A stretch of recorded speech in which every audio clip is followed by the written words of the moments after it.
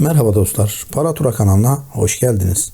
Bu videoda MXC borsası nasıl kullanılır, nasıl para yatırılır, nasıl para çekilir, nasıl al-sat işlemi yapılır bunlardan bahsedeceğim. 2018 yılında kurulmuş olan MXC borsası şu an dünyanın en iyi borsalar arasında yerini almış bulunmakta. Kolay kullanımı ve kullanıcı dostu olan bu borsayı gelin hep beraber inceleyelim. Videomuza geçmeden önce kanalıma abone olmayı ve bu tarz içeriklerden haberdar olmak için bildirimleri açmayı unutmayın. Tekrardan hepinize merhaba dostlar. MXC borsasını hem bilgisayarınızdan hem de mobilden kullanabilirsiniz. Ben bugün size mobil üzerinden kullanımını anlatacağım. Fakat bilgisayar üzerinden kullanımında da herhangi bir fark görmeyeceksiniz. Öncelikle yapmamız gereken şey iOS kullanıcıysanız App Store'a, Android kullanıcısıysanız Google Play Store'a giriyorsunuz. Market kısmına uygulama ismimizi yazıyoruz. Yani MXC yazıyoruz. Ardından arama butonuna tıkladıktan sonra MXC'nin çıkan uygulamasını indiriyoruz. Uygulamayı indirdikten sonra aç seçeneğine dokunduktan sonra uygulama açılıyor. Uygulama açılırken karşınıza bir tane sözleşme çıkabilir. Bu sözleşmeyi kabul etmeniz gerekiyor. Ben daha önce bu işlemi yaptığım için şu an bende herhangi bir sözleşme çıkmıyor. Daha sonra sitenin arayüzü bu şekilde açılıyor. Eğer uygulamanın arayüzü açılmazsa ana sayfası gelmemiş olursa uygulamayı kapatıp açarsanız sorun çözülecektir. Her platformda olduğu gibi MXC borsasına da kayıt olmamız gerekiyor. Kayıt için sol üst kısımda bulunan profil resmine dokunuyorsunuz. Ardından açılan sayfadan giriş yap butonuna dokunduğunuzda sizi giriş yapma menüsü karşılıyor. Bizim giriş yapma menüsüyle bir işimiz yok. Hemen sağ üstte bulunan kayıt ol butonuna dokunuyorsunuz. Kayıt ol butonuna dokunduktan sonra kayıt sayfası açılıyor. Kayıt sayfası açıldıktan sonra bakın e-posta adresiyle veya dilerseniz cep telefon numarasıyla da kayıt olabiliyorsunuz. Benim size tavsiyem e-posta adresiyle kayıt olmanız. Çünkü daha sonra cep telefonunu eklemek çok daha kolay oluyor. Tabii ki dileyen arkadaşlar cep telefon numarasıyla da kayıt olabilirler. Hemen buraya e-posta adresimizi ve şifremizi belirleyelim. Dostlar e-posta adresimi ve şifremi belirledim. Şifrenizi belirlerken güçlü şifre belirlemeye özen gösterin. Şifrenizde mümkün olduğunca sayı ve özel karakter bulundurmanızda fayda var. Ardından aşağıda dikkat ederseniz davet kodu isteğe bağlı yazısı var. Bunun yanında küçük bir ok var. Bu oka tıkladığınızda aşağıya referans kimliği girmeniz için bir tane kutucuk açılıyor. Buraya benim videoda, yorumlarda ve açıklama kısmında belirtmiş olduğum referans kimliğimi girerek komisyon indirimlerinden faydalanabilecek ve 10 dolara kadar ödül kazanabileceksiniz deneme bonusu. Bu sayede hem vadeli hem de spot işlemlerinizde borsaya komisyon ödemeyeceksiniz. Buraya kodu girdikten sonra sonraki butonuna tıklayarak doğrulama sayfasına ulaşacaksınız. Doğrulama sayfasına ulaştıktan sonra küçük bir pencerede bizde görselleri sağ üstte bulunan sıralamaya göre aşağıda sıralamamızı istiyor. Aşağıda sıralamayı yaptıktan sonra OK butonuna basarak mail adresimize bir doğrulama kodu gönderiyoruz. Mail adresimize gelen 6 haneli doğrulama kodunu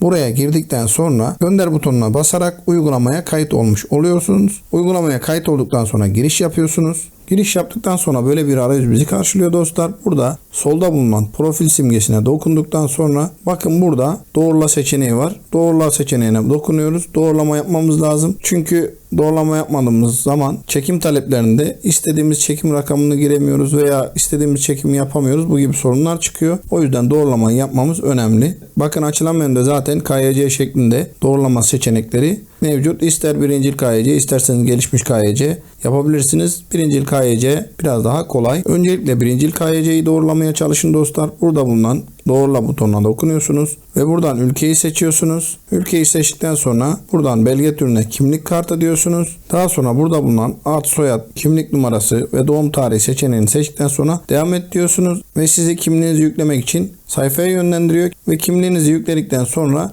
risk bildirimi uyarısı yapacak. Risk bildirimi uyarısını kabul ettikten sonra birincil KYC işlemini, doğrulama işlemini yapmış oluyorsunuz. Her zaman birincil KYC doğrulanamayabiliyor dostlar. Benim size tavsiyem gelişmiş KYC'yi doğrularsanız herhangi bir sıkıntı yaşamazsınız. Onu da yine gelişmiş KYC'ye doğrula dediğinizde yine ülkenizi seçiyorsunuz. Buradan ülkenizi seçtikten sonra sizi arayüze yönlendiriyor. 2 basit adımla doğrulama diye belgenizin fotoğrafını çekiyorsunuz. Herhangi bir bilgi girmenize gerek yok. Ve bir selfie çekinerek ve gelişmiş KYC'yi doğrulamış oluyorsunuz dostlar. Evet dostlar, gerekli kaydı olduk. Doğrulamamızı yaptık. Doğrulamamızı yaptıktan sonra giriş yaptığımızda bizden tekrar doğrulama istemeyecektir. Bakın onu da şuradan hemen göstereyim. Burada bulunan profil simgesine dokunduk. İsmimizin olduğu yere dokunduk. Bakın burada gelişmiş KYC'nin doğrulandığına dair onay işareti mevcut. Artık herhangi bir şekilde sizin doğrulama yapmanıza gerek yok. İstediğiniz işlemi yapabilirsiniz. Şimdi para yatırma işleminin nasıl olduğunu size göstererek devam edeyim. Bakın aşağı menüde ana sayfa, piyasalar, alsat, vadeli ve cüzdan seçeneği mevcut. Biz aşağıda bulunan bu menüden cüzdan seçeneğine tıklayacağız. Cüzdan seçeneğine tıkladıktan sonra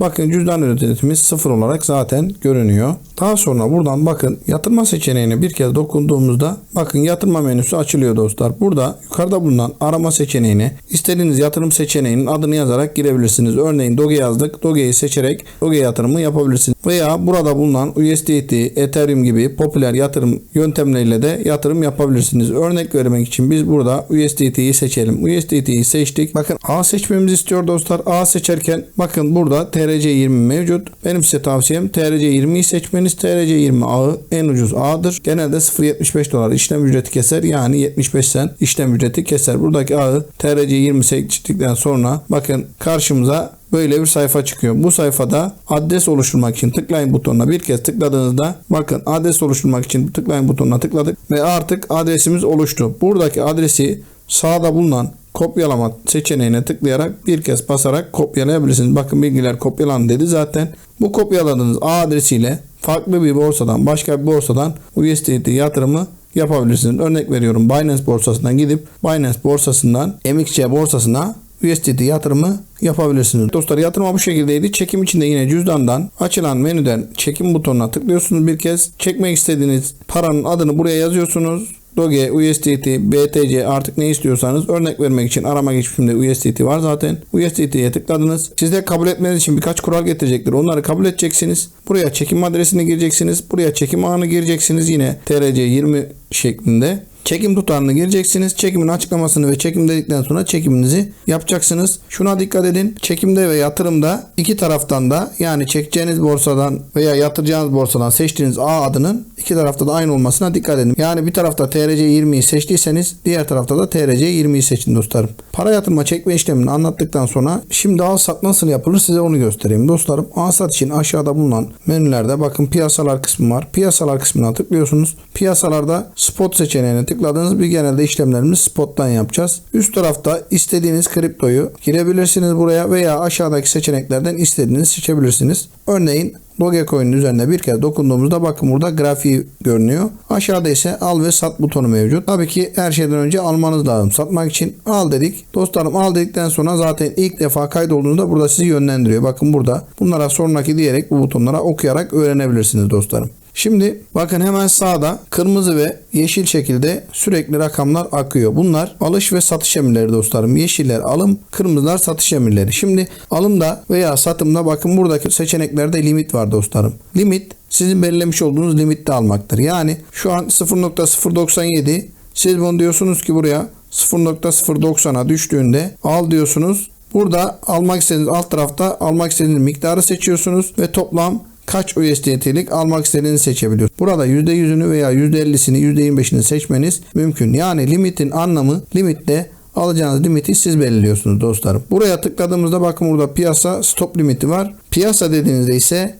şu an burada kaç görüyorsunuz? 0.97. Doge'nin fiyatı 0.97. Piyasa dediğinizde ise burada 0.97'deki fiyattan sizin alımınızı yapıyor dostlar. Yani al Doge dediğinizde 0.97'den Doge'yi almış oluyor. Piyasadan almış oluyor anlayacağınız. Peki limitle piyasa arasında fark yok mu? Elbette fark var. Limitte komisyon oranı biraz daha düşük. Piyasada biraz daha yüksek dostlarım. Piyasada o anki fiyattan aldığı için biraz daha yüksek komisyon ödüyorsunuz. Bunun da önüne benim size vermiş olduğum referans linkiyle veya referans koduyla kayıt olursanız bu aradaki komisyonu tolere etmiş olursunuz dostlar. Şimdi burayı anladık. Ana sayfamıza dönelim. Bakın ana sayfamıza döndük. Peki şimdi daha az komisyon ödemek için başka ne yapabiliriz? Onun içinse dostlar solda bulunan profil simgesine bir kez dokunduğunuzda bakın burada komisyonlar kısmı var. Komisyonlar kısmına dokunuyorsunuz. Bakın burada MX ile öde diyor.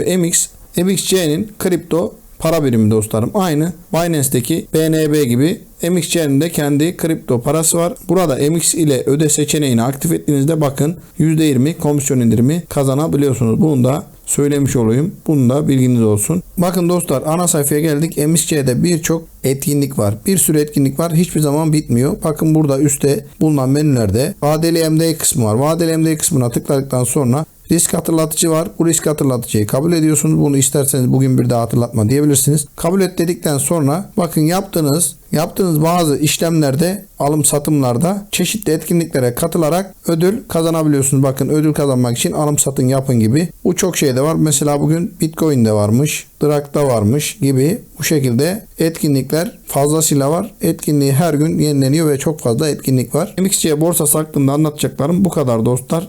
Gerekli birçok açıklamayı yaptığımı düşünüyorum. Hala kafanızda sorular varsa, takıldığınız yerler varsa bunu yorumlarda belirtebilirsiniz. Benim MXC platformu hakkında anlatacaklarım bu kadar. Tekrar görüşmek üzere. Kendinize iyi bakın. Hoşça kalın dostlarım.